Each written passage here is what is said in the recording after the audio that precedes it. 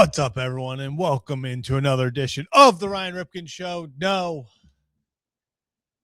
I'm not Ryan Ripken. I'm Zach Bollinger, but the show goes on, and we have a very special episode for you all today. Earlier in the day, we sat down with MLB agent Scott Boras for well over 35, 40 minutes, and we will bring you the entire interview in its full interview in its entirety is a better way to put that.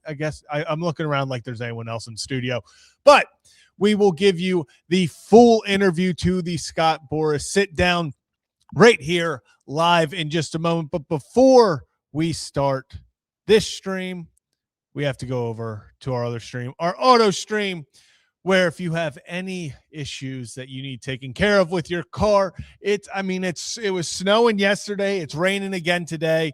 Everything's chaos weather-wise. But if you need anything handled, head on over to our friends at AutoStream. Mention Ryan Ripken and get $50 off. Any purchase cannot be combined with other offers. So from that stream back to this stream, like we've been talking about for the past few days, yes, this is usually our slow period. Usually we take these 2 to 3 weeks off, but we don't want the content to stop, and we just have so much of it, so many opportunities that we want to bring to you all, including today with our Scott Boras sit down. So without further ado, here is the entire sit down with Major League Baseball agent Scott Boras. 40-some years now in the agency world.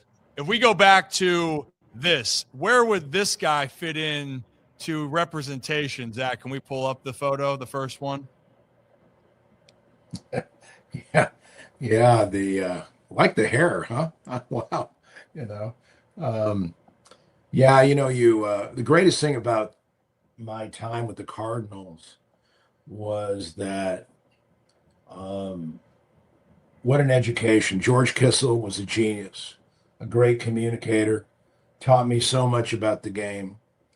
And I had hurt my knee my senior year in college, and I went there and they go, "We want to make you an infielder," and of course I was a center fielder, and but they taught me so much about the game, and frankly, you learned about what you were not good at more so than what you were good at.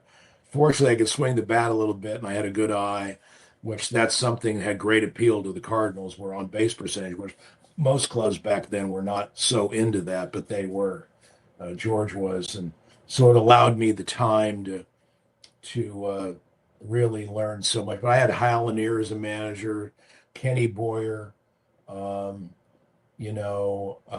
Having Kissel there every day. My farm director was Bob Kennedy, who was, Terry Kennedy's father, and Bob was a great major leaguer in his day.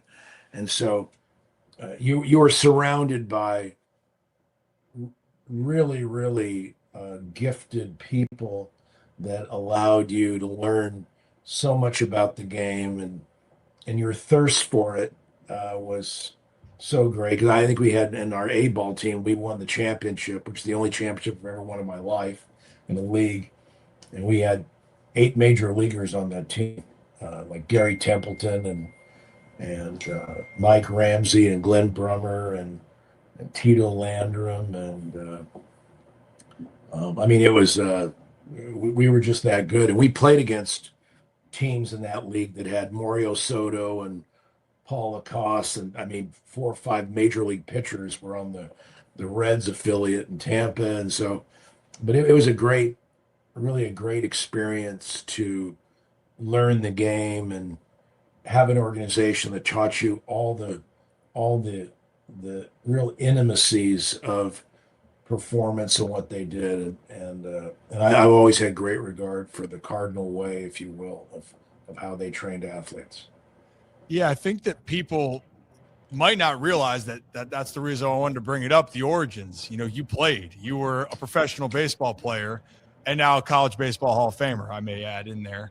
And out of curiosity, any minor league story from back in the day that before I want to continue on to the evolution of what you're obviously doing now? Because I had family that grew up and I would say that was the quote unquote, maybe they can say golden age of minor league baseball, where it was the wild, wild west at times. Do you have any story that you remember from back in the day?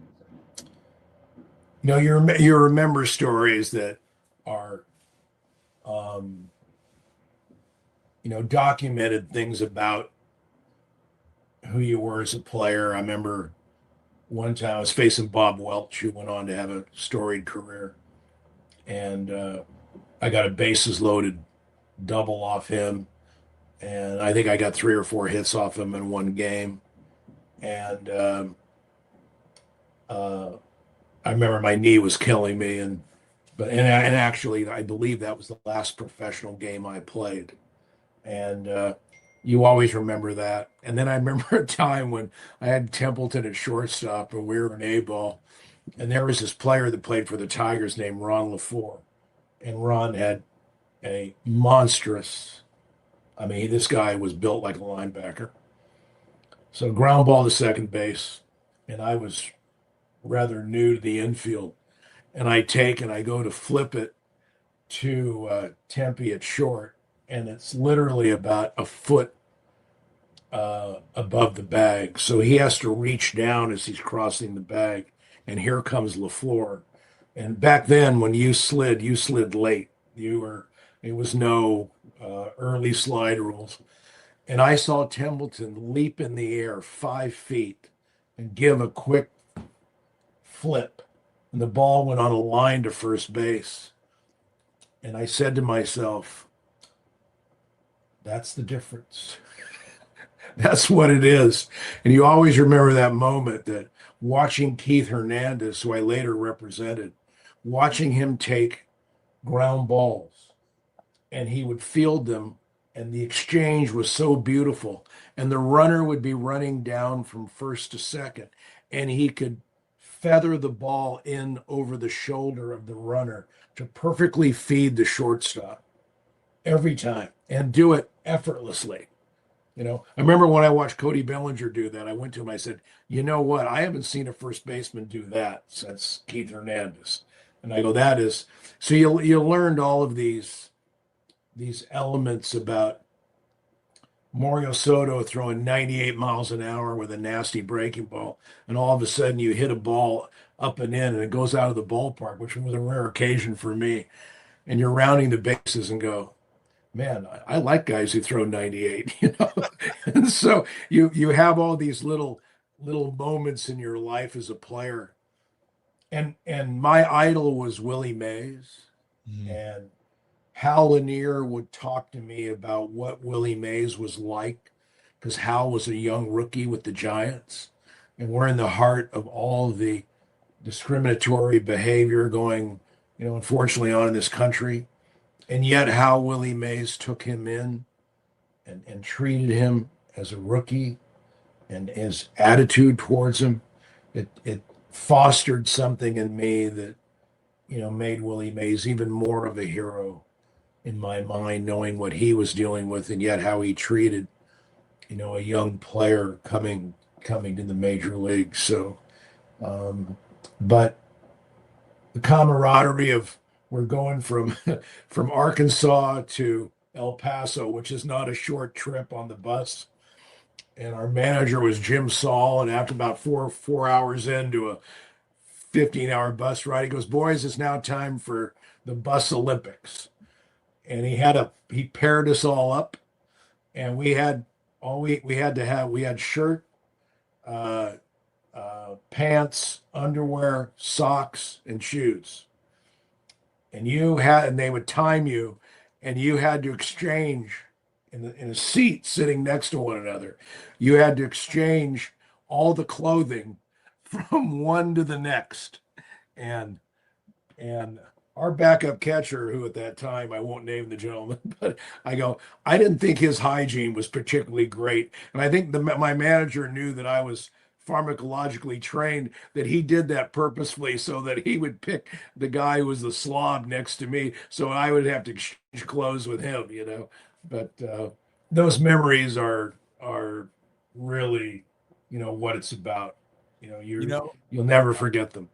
And that's the beauty of it when people go through it, is that you can lead to one memory. And by the way, for those that are going to watch this, hitters, I don't care how much time's passed, you're going to remember certain at-bats that are way back, and it might not be the ones that people expect. One, and then it snowballs. It leads to another memory. And camaraderie is a great way to put it. Back in those days, and I got to experience a little bit before they changed the situations for minor league players now. Camaraderie is the best way to put it. Long bus rides, you get comfortable, you got to entertain yourself, and there's some stories out there that are like that, and I'll let other people use their imagination, because there's a lot more like that. And Scott, I mean, that's the part. You've been ingrained in baseball, really the majority of your life, right? That was a part of your upbringing. That's how you then went off to college and played.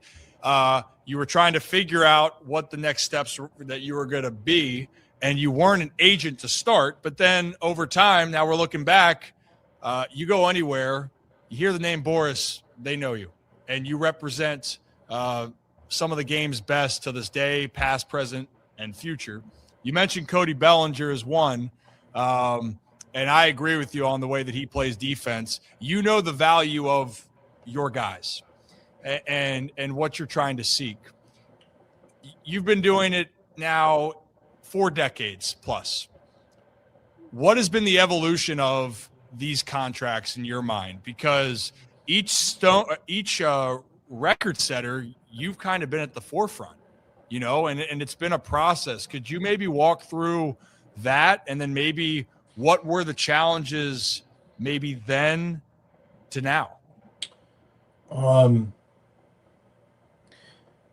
you're a lawyer, a lot of people use the term agent. I think that practicing law and being legally educated separates how you think about representing players. Mm-hmm. Why? Because you look at it in a contractual sense, but really your playing days teach you that you have to know the currency of the league. I go to a game every night. And the reason is I have to know the league. You also have to know your own clients, because in 1 year's time or 2 years' time, what they do and how they're doing it can change, hopefully positively.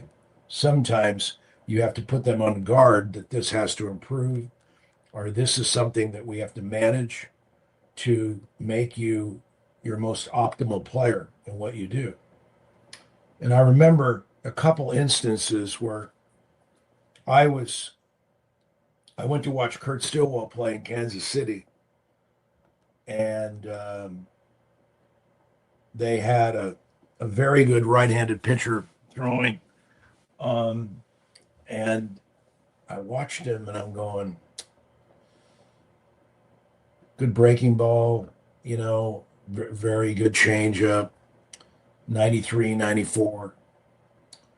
And then the next night, I went to LSU on a Friday, and I watched Ben McDonald pitch. 98, changeup of equal quality, and then a slider that was far better. So he is better than Gubazov. I walked back to my hotel because I said, I'm going to have to be truthful to the player, mm-hmm. his father, and to the team. And so I remember that a couple days later, of course, the Orioles took Ben with the first pick. And we had Roland Heeman and Doug Melvin, who I'd played against, and Larry Lucchino were, and then they had, I believe their scouting director was there, and they came and said, and I had represented Andy Bennis, who was the number 1 pick the prior year, and he had signed for $350,000 or so, which was then the highest bonus. And so the team says, well, you represented Bennis. We'll do this for Ben. I go, it's a different story. I go, Bennis did not have Ben's command. And actually, Ben had a better pitch repertoire. And frankly, I watched the Orioles play, went and watched them. And Ben McDonald is better than what you have in your rotation. And I saw the veins popping out of the scouting director's neck. And he said, who are you to tell me that, you're not a scout, you're not somebody? And I said, let's talk about the people in this room. I go, Larry, you never played. Roland, you never played. Doug, you and I played against one another. I go, that little curveball you threw all the time, I took that thing to left field all the time and laughed. But, I wanted to be, Doug is a very, very knowledgeable baseball person, by the way. Really had great insight on player character. Yeah, he had a remarkable career because of it. And then I said to this guy, I said, I don't believe you ever played. So when you're talking to me, you may have a job, but I'm letting you know my appraisal, and I'm letting you know how I feel. And I've studied this for well over a year and a half to come to you with this. Is why you took him number one. You did the right job. But Ben McDonald can pitch for you in the big leagues right away. And that was a very hard moment because you're interfacing something where someone who is a lawyer, but also someone who had a baseball background.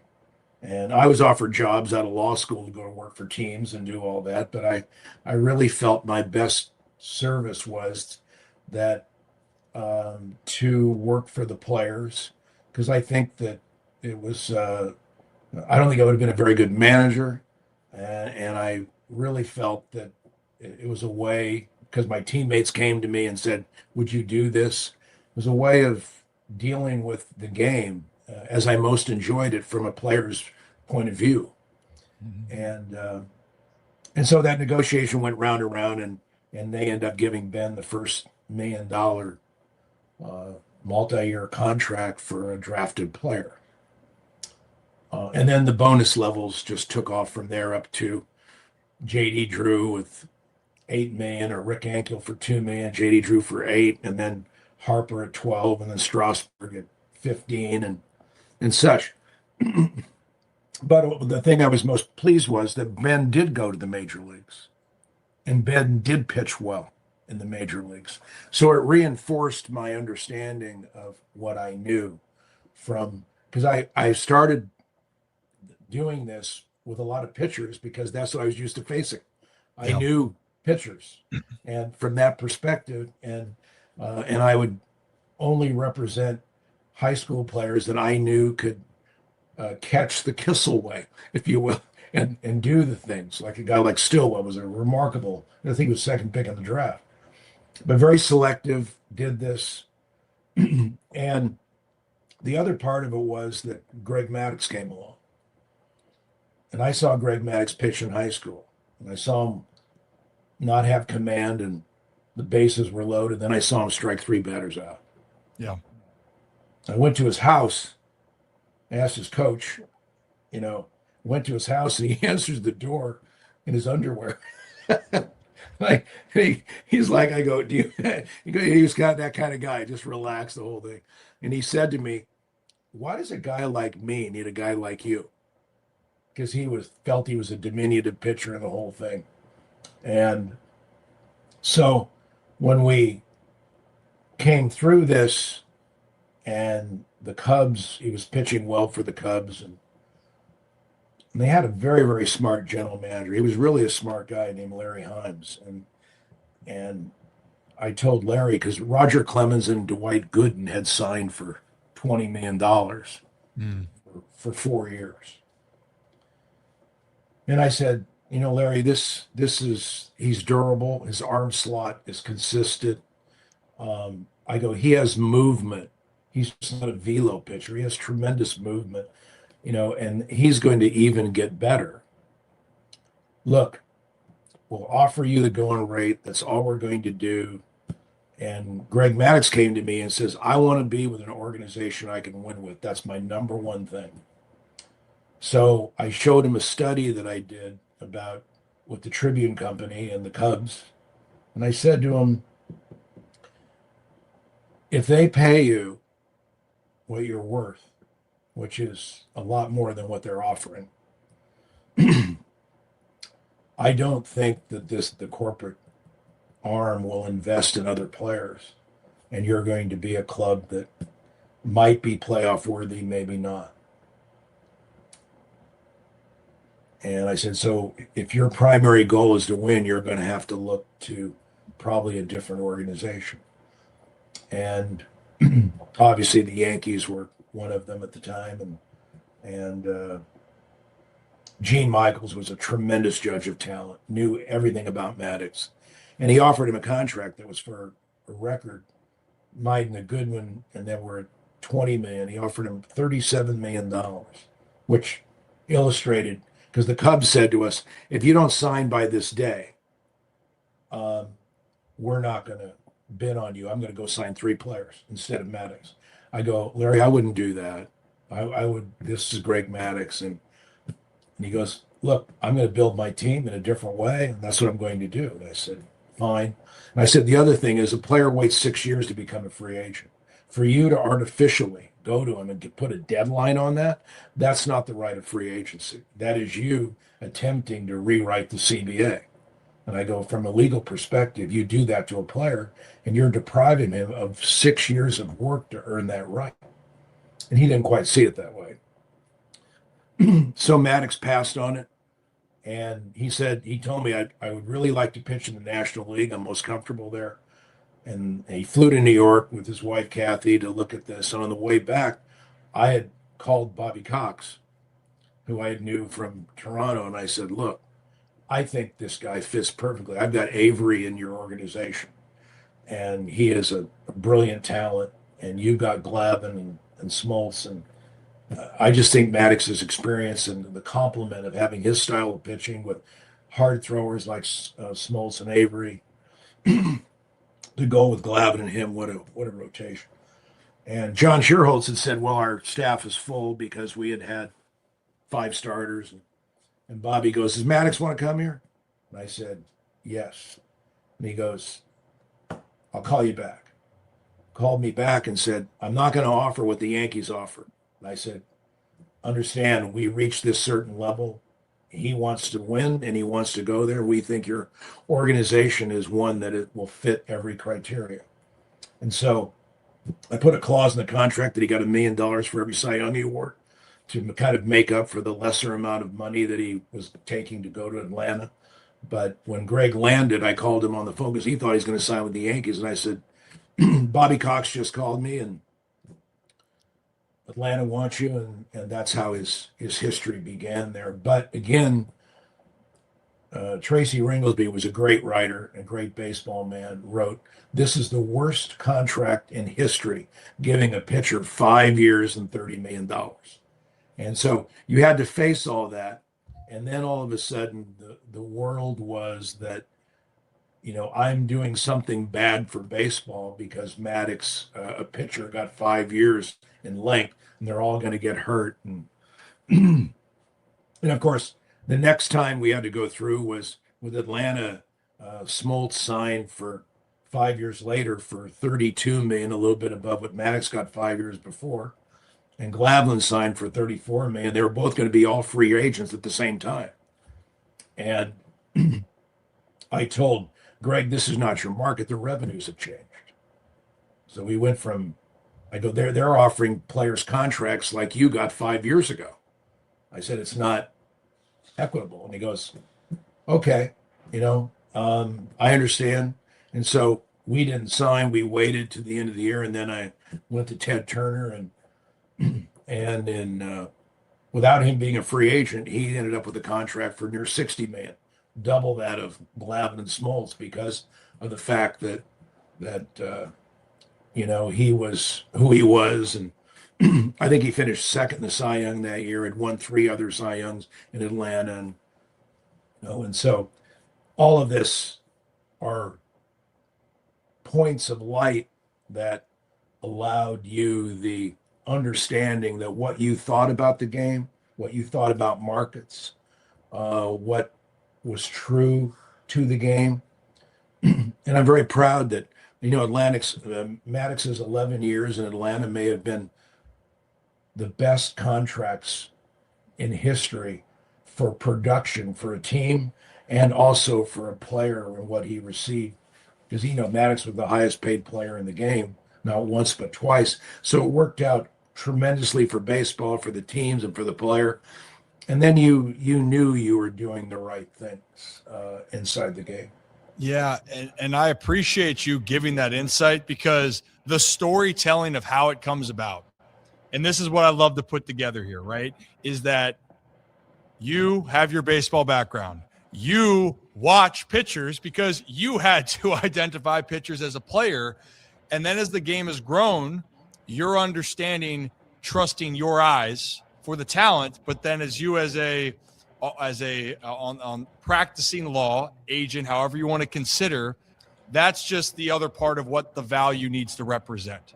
And so you took your baseball skill compared to what you understood in the contractual world of the game, and that's where things have gone. And I appreciate the in-depth part about Maddox, because you're right. It set this stage forward. And hell, Scott, I know my dad wished that he played in this era now, because in 2001, I think his last contract was nowhere near the amount that the contracts have gone to now. So there's two parts that I want to touch on. It's my last two questions, and however you want to answer them, because one is about when you're talking about the value, and you mentioned years. I think you still have a pretty good eye for talent. I think Mr. Scooble of yours is pretty good. I think he's going to earn a nice payday, and he already earned a nice arbitration payday. And he's been worth everything so far. And some you could make the argument it's still not worth the amount. That's why he won his case. But from maybe your perspective, then, if you have to look at it from the agent hat on, World Baseball Classic's coming up. I don't care if he pitched once or he decided not to pitch at all, because it's one of 7 possible opportunities, right? I think the USA goes all the way. It's 7 games total. Pitching once, not pitching twice, that's irrelevant. But from an agent's perspective, just kind of your thought of this evolution, because he is one of the players that could, again, break the barrier on value just because of what he's become. And that's kind of going on with your storytelling, if that makes sense. Well, in the WBC text, we do our studies. We have our data, and it shows what happens to pitchers who throw a lot early in spring training. And the numbers show significant risk for some, a large percentage. It shows that for those who remain healthy, that their performance during the season is something that is largely not to the levels of their norm. And for very few, there are those that they were ill-affected by it. So our job is to provide information to the player. Because remember, this is not a choice of the player. The WBC contacts you, and they say, here's the invitation. And then you have ownership. You have the managers, coaching staff. You have all their goals. You have your teammates and their goals. You have your personal goals and what you want to do. And so the idea of how that's done is something that, if you have a contract,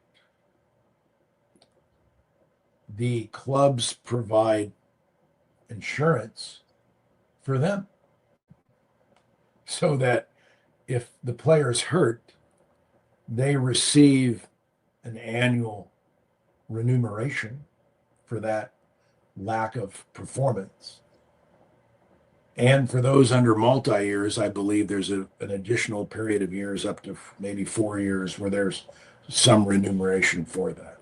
Mm-hmm. So the teams have taken the course of protecting themselves for their obligations to the players, where they receive quid pro quo, if you will, for the loss of services of the player. The player, on the other hand, he gets his annual contract, but unless he's on a multi-year contract, that's all he gets. And so there is no insurance for him to say, well, we will guarantee you, much like the owners have, we will guarantee you in years ahead this amount of money if you get hurt in the WBC.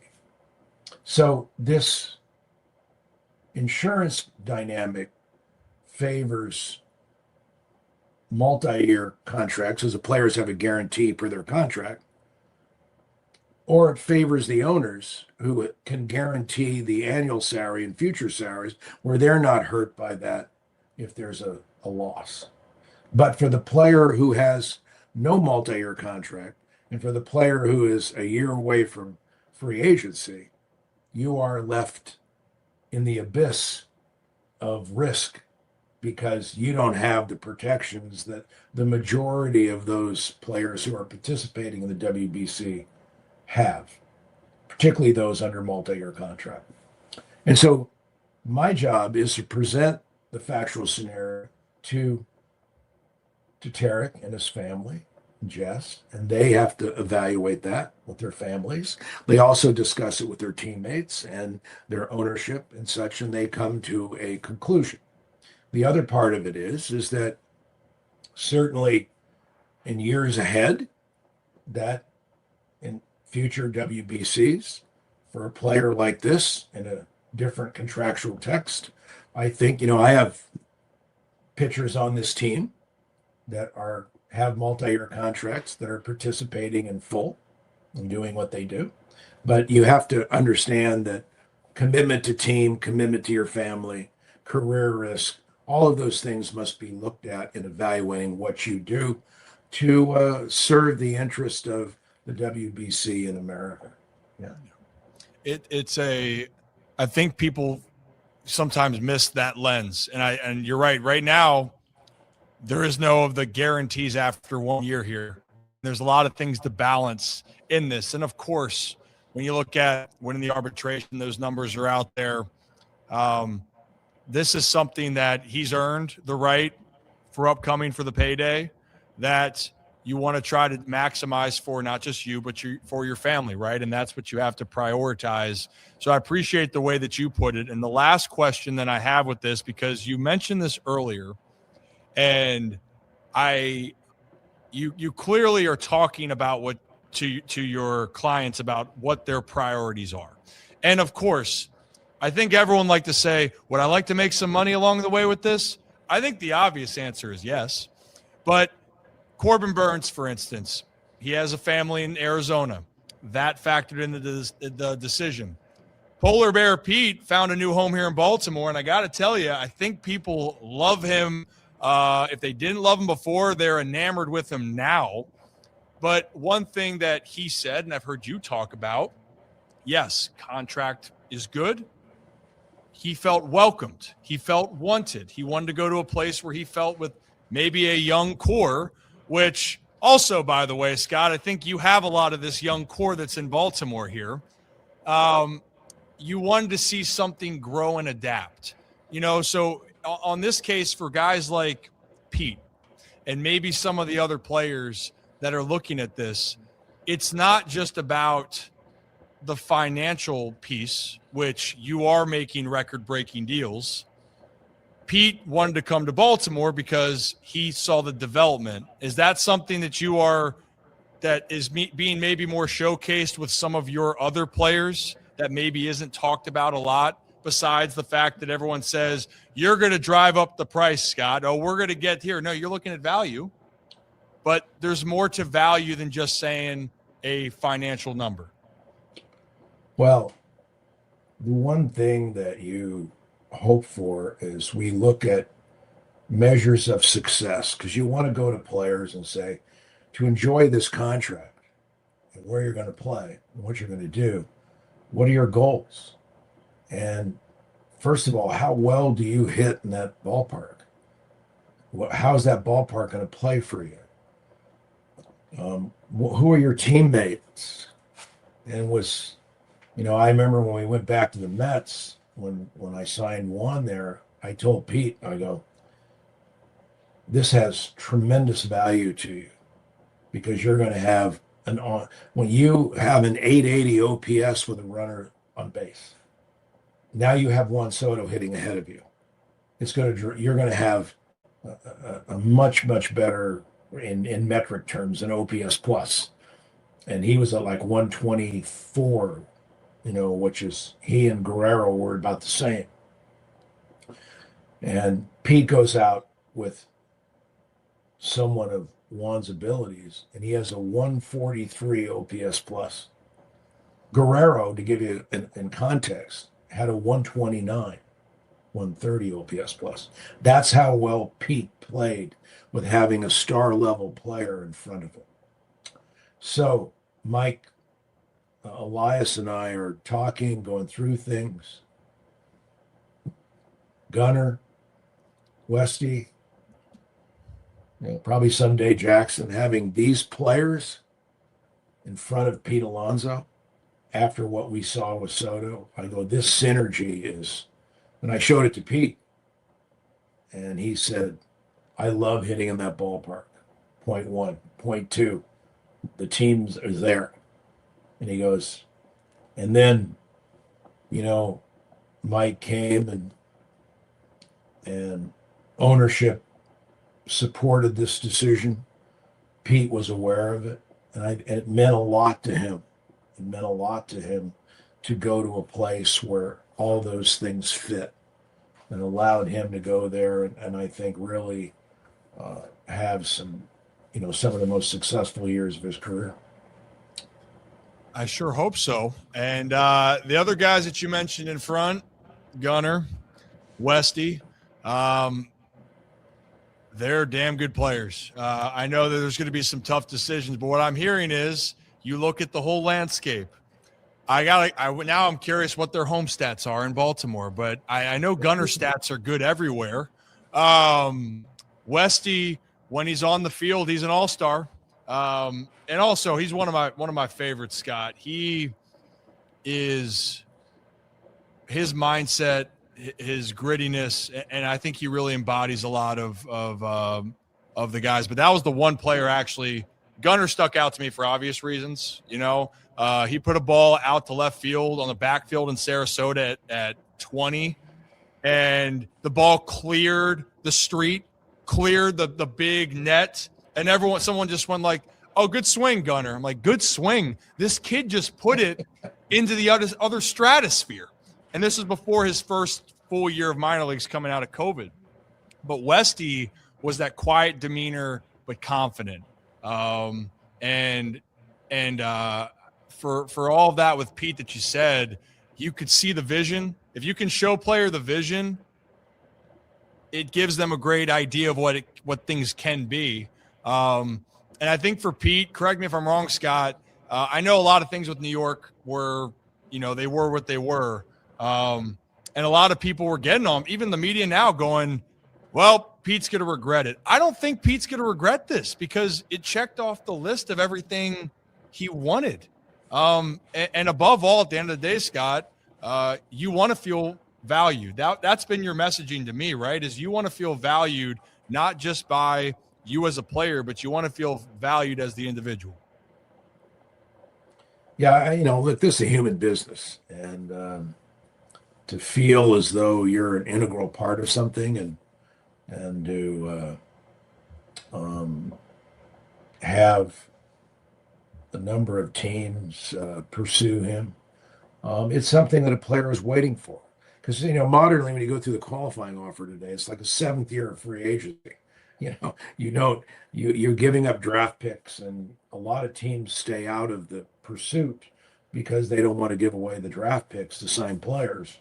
And but when the qualifying offer is not there, then you get a volume of pursuit from a lot of teams. And Pete got a chance to, certainly feel that and be rewarded by it after going through a year where with the qualifying offer, it was a very limited number of teams that pursued him, and the valuations were not appropriate to his skill. So those are hurdles that every player has to go through to get to that. But I think when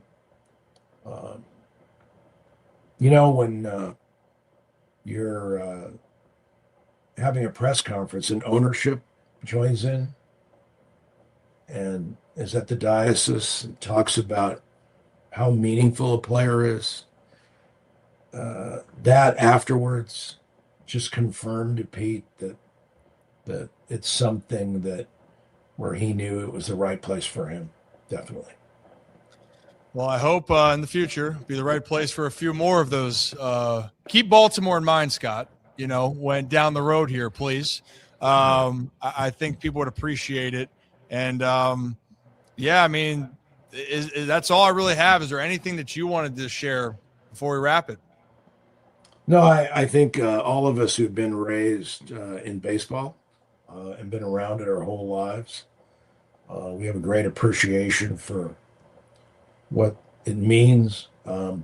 It's often, I always tell fans that are a bit distressed about what an attorney does for his player client and the decisions are sometimes not in step with what a fan would want for their team. And I hope that they understand that there's just a lot that goes into why a player does what he does. And there's a lot of decisions that ownership have to make with particular players. And but I think that in an element where you've got intellect and ownership commitment, cities like Baltimore are going to be, really competitive, part of the mainstream of the game, and I think that's a credit to the new ownership of the Orioles and also to Mike Elias and his staff. I think so too. And at the end of the day, it's a business, right? And there's so many, your words, there's so many different parts that go into this. And my job here at times is to connect the people that are listening to what the process is. So, Scott, I appreciate it. And I appreciate taking a look at some of these photos again. I didn't show you this one, but. Yeah, that's that gap swing, warning track power. Yeah. Warning. Oh, man. Well, Scott, thank you. Yes, and very big thank you to Scott Boras for spending about 45 minutes with us earlier today, covering more. I mean, the stories that he had were incredible, all the way back from minor league baseball to the Greg Maddux deal. And hey, thankfully Maddux was not a Yankee, but just the inner workings of that. Also loved hearing him talk about Baltimore, talk about Pete Alonso and why he decided to go to Baltimore. And it wasn't just money. It was also, hey, he loved the ballpark and he bought into what the Orioles are doing with Gunnar Henderson, Jordan Westberg, Jackson Holiday, and so many others. Was a really cool perspective to hear from Scott Boras. And then obviously, like Ryan said, hopefully he keeps Baltimore in mind as more guys become available. Also loved his thought process and explanation behind Tarek Skubal and the World Baseball Classic. But before we get out of here, we're going to go from this stream over to our other stream at Auto Stream. $50 off any service when you mention Ryan Ripken. Cannot be combined with other offers. Appreciate everything that they do for us, and you'll appreciate everything they do for you as well over at Auto Stream Car Care Center. But that's going to do it for this short episode of the Ryan Ripken Show. As I've said for the past few weeks, thanks for sticking with us during our slow part of the year. Usually we take this time to take some time off, but We want to keep the content coming. We will have much more for you all throughout the next weekend or so. Few surprises up our sleeve as well.